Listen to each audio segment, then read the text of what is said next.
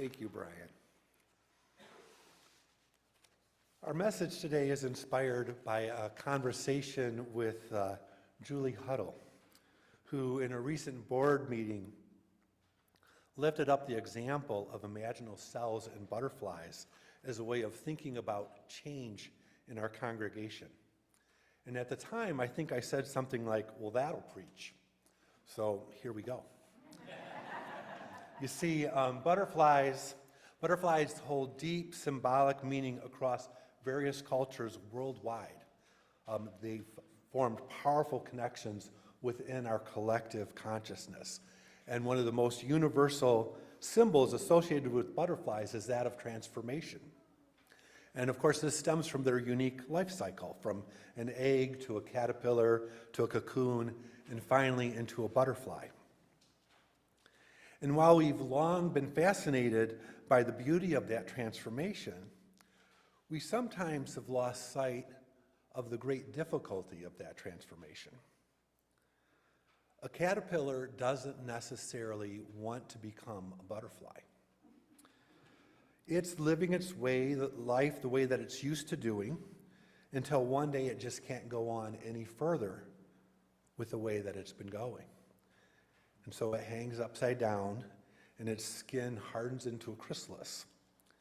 And inside this chrysalis, deep in the caterpillar's body, tiny things biologists call imaginal discs become active.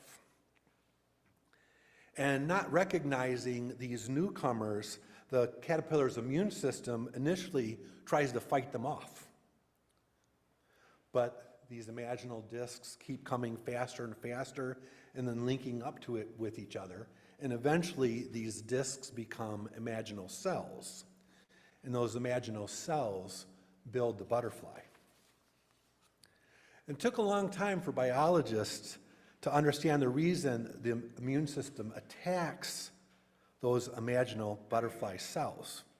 But eventually they discovered that the butterfly has its own unique genome, its own unique genetic instructions that are carried by the caterpillar, inherited from long ago in evolution, but not really part of the caterpillar itself.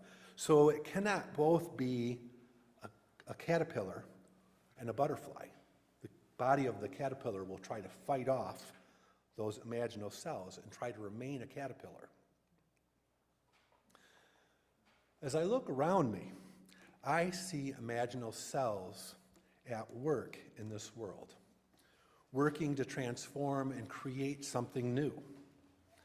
Our trans and non-binary siblings imagining ways of being in this world beyond the limits of the gender binary, and challenging us all to live with courage and honesty and imagination for who we each are and who we each can be. Feminists and womanists imagining relationships and ways of being with one another that are based on mutual respect, respect for the body autonomy of themselves and of others, respect for the agency of themselves and of others, moving beyond systems of patriarchy and dominance and beyond all forms of gender-based violence. People of different racial identities joining together in shaping anti-racist ideas and practices and systems and cultural expressions. Uncovering the imaginal cells of anti-racism and resistance that has existed and found form and expression and even creativity and joy for just as long as there has also been racism. That as long as there's been systems of racism and white supremacy, there's also been resistance to those systems and the ability to imagine and create something different. And I also see resistance to those changes all around us. Our current world and systems fighting to remain a caterpillar. Painting over Black Lives Matter Plaza, attempting to erase history at the Stonewall Museum, erasing history at the Smithsonian's National Museum of African American History and Culture, raging against anything that even hints at diversity or equity, raging against the imaginal cells in whatever form they are taking that cannot be included, or the caterpillar will cease being a caterpillar, and the caterpillar wants to remain a caterpillar. Perhaps one of the things we can learn from the butterfly's transformation is that we can see and recognize how many different kinds of imaginal cells it takes to build a butterfly with all of its capabilities and colors. And so how important it is for imaginal cells to link together.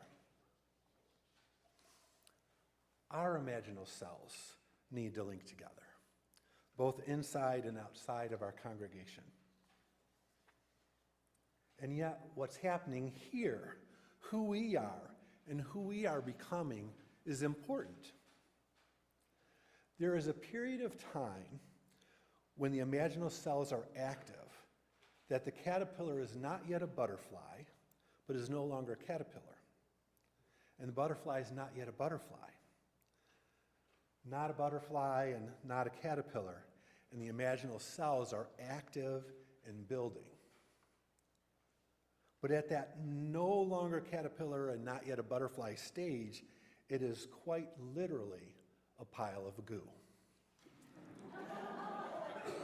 A pile of goo surrounded by a protective chrysalis because it is so very vulnerable at this stage.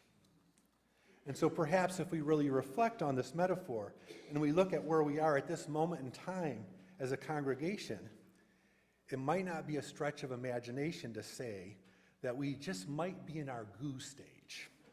And you can thank Julie for that. I think that's brilliant. We are in our goo stage. We're not who we were, and we're not yet who we can become, but our imaginal cells are active. Our imaginal cells are calling us forward. And that can feel very messy and uncomfortable and vulnerable. But the imaginal cells of the butterfly have a lesson for us. Imaginal discs become imaginal cells, and imaginal cells build butterflies by linking together, being in community, and pulling from the potential that was there all along. What are the strengths and the values that we'll pull from? What are the imaginal cells within our congregation? What are the imaginal cells within each of us? They're right here. Right here within us, right here among us. We have the capacity to grow beyond our limitations. We're carrying the blueprint. It was imaginal cells that brought Tree of Life into being, a willingness to grow and nurture seeds of possibilities through many changes and transformations over the years. And so we, the community of the Tree of Life UU congregation, continue to activate our imaginal cells and our imaginal selves. We continue to nurture the seeds of possibility within us and around us, with our sibling congregation Prairie Circle, with our growing relationship with the McHenry County Jewish congregation, with spiritual networks and social justice networks in the city of McHenry, McHenry County and beyond, in our wider UU community and beyond. And so I invite us to consider once again the Austera poem that I read during our Easter service. It's called Seeds of Possibilities by Molly Remmer. May we nourish seeds of possibility and joy. May we tend to seeds of connection and seeds of ideas. May we nurture seeds of genius and sparks of change. May we gather up what we've created and hold it lovingly and then open our hands and let it go. May we plant what we can, savor what we can, harvest what we need to thrive, and love where we are now, even in the goo. Hearts alive and hopes extended. May we be as full of promise as a nestled seed, or perhaps as a chrysalis, lying in darkness at the fiercest edge of cracking open, ready to see what grows. May it be so, and may we make it so. Amen, Ashe, and blessed be.